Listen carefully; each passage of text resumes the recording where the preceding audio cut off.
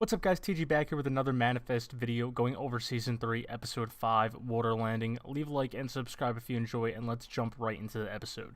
We start the episode off with a flashback of Vance's agent getting rid of the Major's body in a dump truck. He gets stopped and questioned by a cop, but she lets him go. In the present day, Jared questions the neighbor that called the cops on the dump truck. She shows him a picture of the truck, which contains the license plate. We then see Michaela and the NYPD raid Jace's trailer, which was found thanks to Pete. Jace was gone, but we see the pictures of her, Ben, and Cal with their eyes scratched out, and there's a picture that he drew.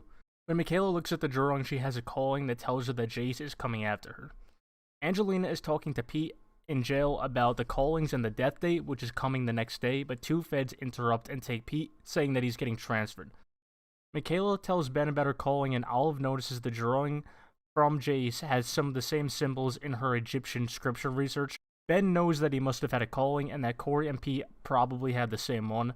Olive finds out about Pete getting transferred and tells them, so Ben goes to look for him while Michaela goes to go see Corey. Michaela and Zeke see Corey and he tells them that Jace wants to kill Michaela and that she needs to hide. We then see that Pete has been taken by Vance's 828 team and they are running tests on him. Ben wants to talk to him about the calling and what it means.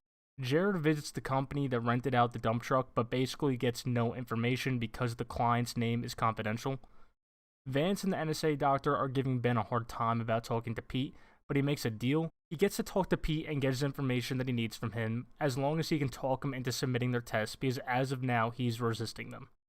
Grace's brother talks to her about reopening the restaurant their parents owned and turning it into an 828 theme, but Grace says that they don't want to have a profile at all and get recognized, but she needs time to think about it.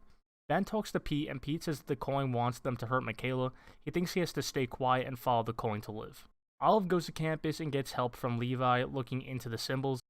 The drawing and symbols are an exact match with the papyrus drawing from thousands of years ago that no one has seen in centuries except for him. Ben talks to Pete again, but he won't give him any info, saying that he has to protect Michaela because Jace can't be stopped. We then see Grace's brother sitting at a bar in a restaurant talking to the bartender about his 828 idea, which he's clearly talked to her about before. While doing so, we see someone eavesdropping, and he gets up to go sit closer to him. Jared is walking down the sidewalk when Fisher approaches him and takes him into his vehicle and takes off. Zombie sees and tries to stop him, but can't get there on time. Olive and Levi keep studying the picture and match it up to an Egyptian story called The Last Trial. It's about three prisoners who are given a second chance. The first one uses his chance to find love, which would be Pete. The second puts his past grievances to rest and finds peace, which is Corey. And the third seeks vengeance, leaving behind a river of blood, and that is Jace.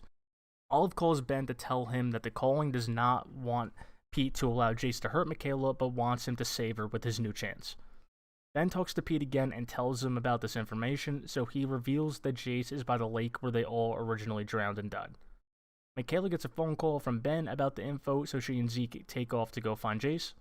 Zombie confronts Vance about Jared getting taken, and he shows her that he's now in questioning room with an agent. Agent tells Jared that Catherine, aka the Major, is dead, but says that she was killed by a foreign enemy.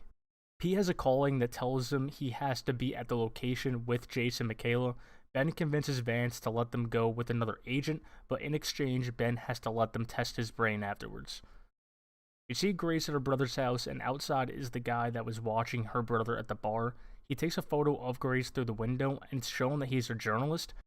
He posts a story about Grace's brother hiding the 828 family. Michaela and Zeke are at the site of the lake looking for Jace. They split up, and soon after Michaela hears something. She calls out for Zeke, but there's no response, and it's revealed that he's been knocked out, ending the episode. That's it for episode 5. I thought it was a really good and exciting episode, building up the death date of the meth heads and how they're going about it. I'll go into more detail on my thoughts after my episode 6 recap, because the episodes kind of go together.